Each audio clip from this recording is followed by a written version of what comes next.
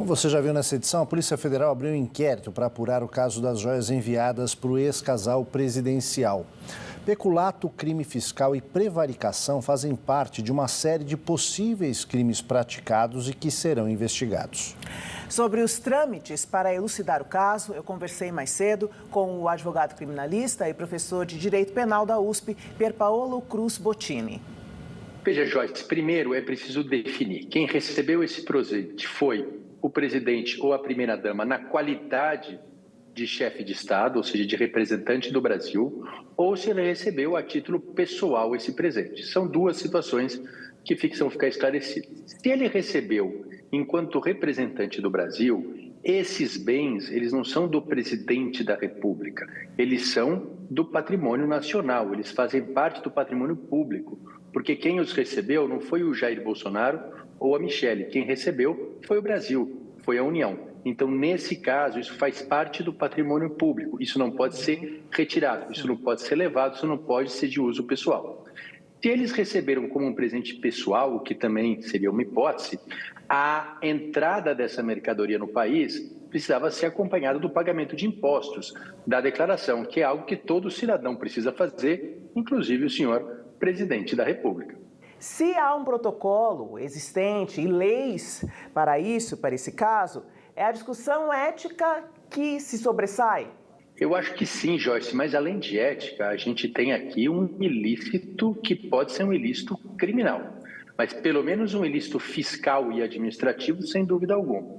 Porque, veja, em primeiro lugar, como você bem disse, houve um problema na entrada, porque se a entrada, se isso efetivamente fosse parte do patrimônio público, em nenhum momento a presidência da República poderia ficar requisitando esses bens a título pessoal, como parece que aconteceu. Por outro lado, se esses bens são pessoais, não foi feito o pagamento de impostos. Então, nós temos aqui, pelo menos, uma irregularidade fiscal, uma irregularidade tributária. Agora, para além dessa, toda essa insistência, esse uso do poder público para recuperar essas joias, aparentemente sem o pagamento de imposto, isso pode sim ser configurado, ser caracterizado como crime. É o que vai ser apurado, pelo que eu entendi, pela Polícia Federal. A forma como essas joias vieram para o Brasil foi uma forma, no mínimo, inusitada, né? Se elas foram um presente de um chefe de Estado estrangeiro para o presidente da República, elas não podiam vir acondicionadas numa mochila da forma como elas vieram, né? Então, há todo um procedimento para isso. Mas, ainda assim, isso seria solucionável se, uma vez identificadas as joias, fossem feitas todas as guias, toda aquela papelada para que aquilo ingressasse no patrimônio público.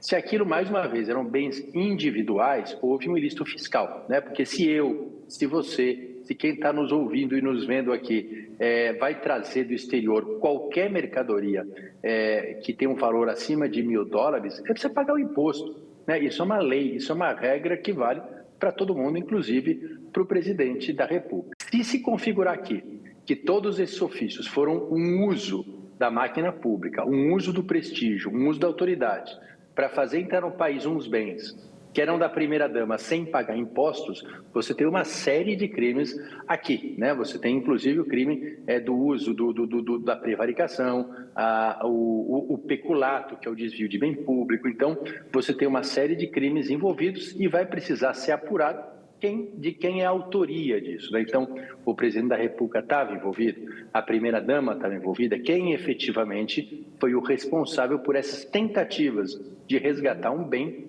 para uso pessoal sem o pagamento de impostos. E aí tem essa interferência no trabalho da Receita Federal, que também tem as suas implicações. O que chama a atenção aqui, na verdade, Joyce, é um detalhe que talvez tenha passado desapercebido por várias pessoas, mas em determinados momentos há uma movimentação do ajudante de ordens da presidência da República para recuperar essas joias. O ajudante de ordens, quem é essa figura do ajudante de ordens? É uma pessoa que tem a responsabilidade por executar serviços pessoais para o presidente da República. Se o ajudante de ordens efetivamente participou de reuniões, oficiou, pediu a devolução dessas joias, há aqui um indício do envolvimento pessoal do presidente da República na prática desses ilícitos que, mais uma vez, além de fiscais, têm um caráter criminal. Então, é importante que isso seja apurado. A Polícia Federal acabou de abrir um inquérito sobre isso, ele vai ouvir todas essas pessoas que participaram disso e que vão dizer se efetivamente estavam amando de alguém ou tomaram essa iniciativa sem conversar com o presidente da República, o que eu imagino que seja uma hipótese um pouco mais remota. E daqui para frente, qual é o caminho e quais são os desdobramentos para a investigação desse caso e a apuração desse caso? Boa pergunta. Na verdade, a partir de agora, vamos lembrar que essas pessoas, elas não têm mais prerrogativa de foro, né? Então, quem é que vai... A Polícia Federal vai recolher todas essas provas. Se ela entender que tem indícios de crime, ela vai enviar todas essas provas para o Ministério Público, tá? Que agora não é mais a Procuradoria-Geral da República, é o Ministério Público de primeiro grau, de primeira instância, aquele que cuida, enfim, dos casos de todos nós. E se ele entender que existe indício de crime, ele oferece uma denúncia. O que é denúncia? Quando ele pede para abrir uma ação penal pela prática por esse crime.